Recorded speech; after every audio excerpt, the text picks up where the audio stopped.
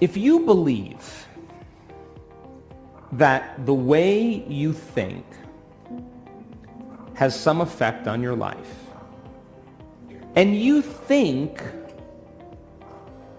the same thoughts every day, 90% of most people think the same thoughts as they did yesterday. Would you agree then that if you're not waking up every morning being defined by some vision of your future, then pretty much you are going to be living by the memories of your past, and you will be predictable in your life? Yes or no? Because the brain is a record of the past. And so, if you're not creating a new future, is it possible that you believe in your past more than you believe in your future? And is it possible then that many people don't want to create a new future because they're more in love with their past than they are with their future? In fact, they romance their past every single day.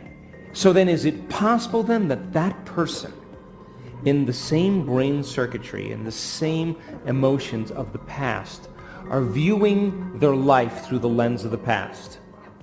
And they're not seeing things how they are. They're actually perceiving and seeing things how they are. And they're telling a story in their mind that's actually causing them to perceive life equal to that story. Are you with me still? So then you ask that person, so why are you this way? And they'd say, I'm so glad you asked because I get to talk about my past. And as they talk about the incidents in their past, would you agree then that they're saying, that was the event that changed me, and I haven't actually been able to change since that event. That event has defined me as the person I am today. Yes or no? Now, the research on memory says after a period of time, that story that they tell of their past, 50% of it isn't even the truth.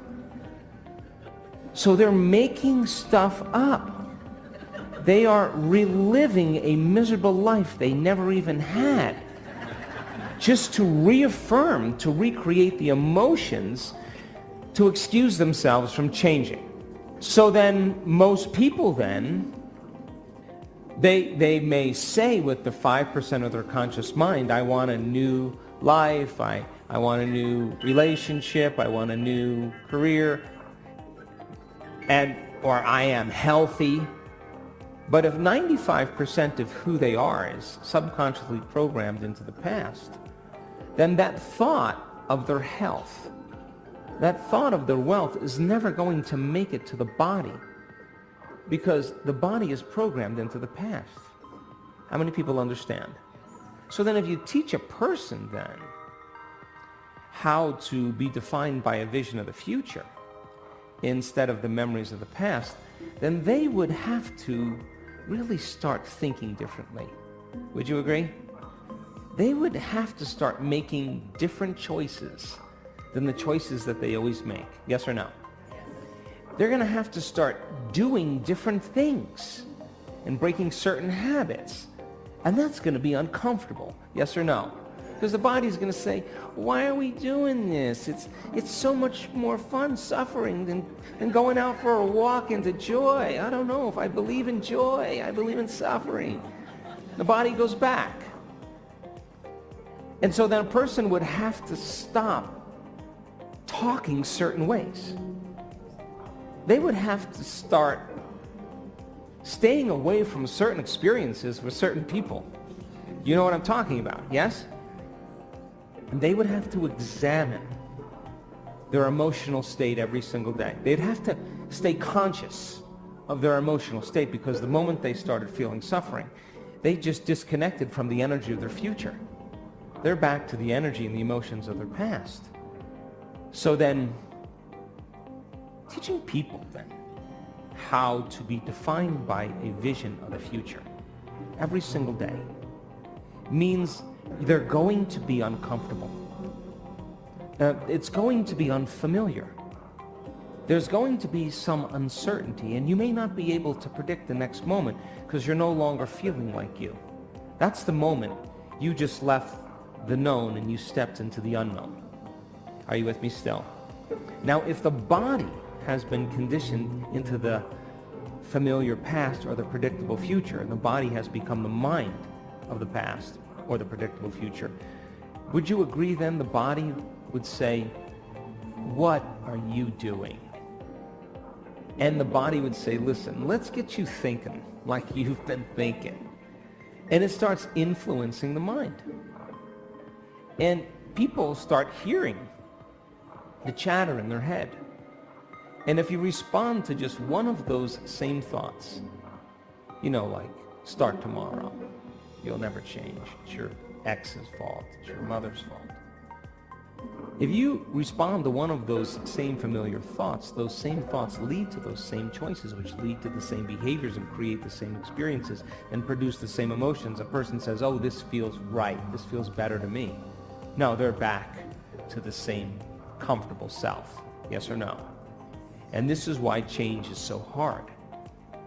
So then, new thoughts should lead to new choices should lead to new behaviors should create new experiences, and new experiences create new emotions. Yes or no? And our research shows that people who do that in 4 days, they change their gene expression. 4 days.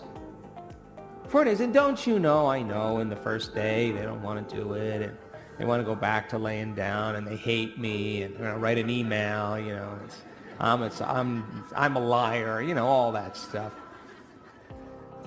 They want to quit, And I want you to know that there's no such thing as a bad meditation. There's just you overcoming you. And you can do it now, or you can wait. But now is the new later. So then, if your personality creates your personal reality, give me a nod, and your personality is made up of how you think, how you act, and how you feel, then the present personality called you, raise your hand, has created the present life called your personal reality, yes or no? But if you begin over time to become conscious of your unconscious thoughts, you become aware of your automatic behaviors, how you speak, how you act, and you can look at an emotion and say, "My goodness, I didn't even know this was guilt. It just has felt like me my entire life." Would you agree then, the more conscious you become of those unconscious states of mind and body, the less unconscious you'll go during your waking day? Yes or no? So then most people try to create a new personal reality, a new life as the same person, as the same personality, and it doesn't work. You literally have to become someone else. So if 95% of who you are by the time you're 35 years old is a set of memorized behaviors, unconscious habits, automatic emotional reactions, hardwired beliefs, perceptions, attitudes that are functioning automatically like a subconscious computer program, then in order for you to change, you got to get into the operating system where those automatic programs exist and become familiar with them. Yes or no? And as you begin to observe those thoughts, become aware of those actions, notice those feelings, all of a sudden you're no longer immersed in the program. Your consciousness, you're no longer unconscious, you're conscious and aware. And you begin to objectify your subjective self. And if meditation means to become familiar with, then the more familiar you become with, I can't, I want to quit, this is too hard, the more aware that that is a thought standing in the way between you and something that you truly want, you'll listen less to that voice in your head in your waking day. Would you agree? And if you just said, "God, it's 10 o'clock. I haven't complained all morning. It's getting really hard. just want to stop that lady and just suffer and complain with her just about something. If you became conscious that your body wanted to do that, would you agree then that would be a victory in your day? And those victories add up. Would you agree? And what if, you associate that person that's your best friend with suffering, and the moment you see them, your body just goes, oh, this is going to be so good. Stimulus, I'm waiting for the response. The body is going to start saying, complain, complain, complain. And the brain's going to start complaining. You catch yourself doing that, that's a victory too.